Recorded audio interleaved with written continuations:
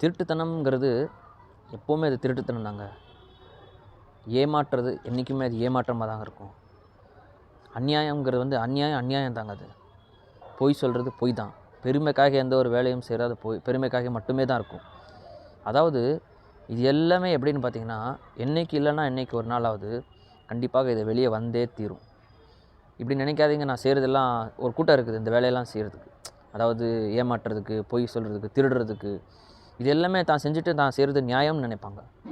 ஆனால் ஒரு நாள் இந்த எல்லா விஷயமும் வெளியே வந்தே தீரும். நீங்கள் இப்படி நினைக்காதீங்க, இது இப்படியே மறைஞ்சே இருக்கும், பொய்யாகவே இருந்துரும், யாருக்கும் தெரியாது அப்படின்னு. சில பேர் உங்களை பொய்யாக இருந்துமே நிறைய பேர் மதிப்பாங்க.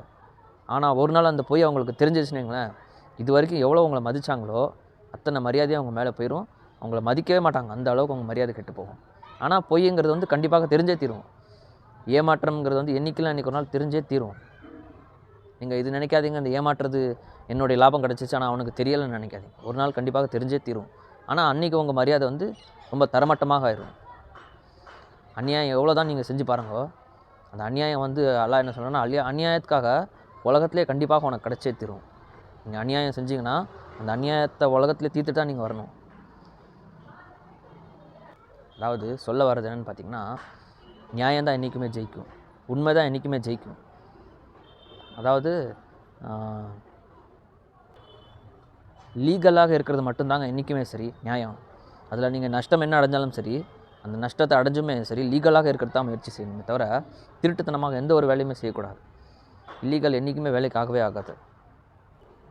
நீங்கள் பொய் என்ன தான் சொல்லிக்கோங்க, இன்றைக்கெல்லாம் இன்றைக்கி ஒரு நாள் அந்த பொய் வெளியில் வந்தே தீரும்.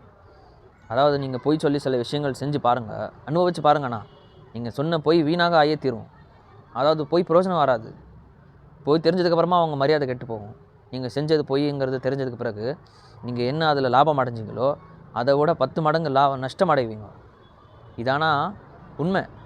தெரிஞ்சு பாருங்கள், இதை அனுபவித்து பாருங்கள், அப்போ தான் தெரியும் உங்களுக்கு.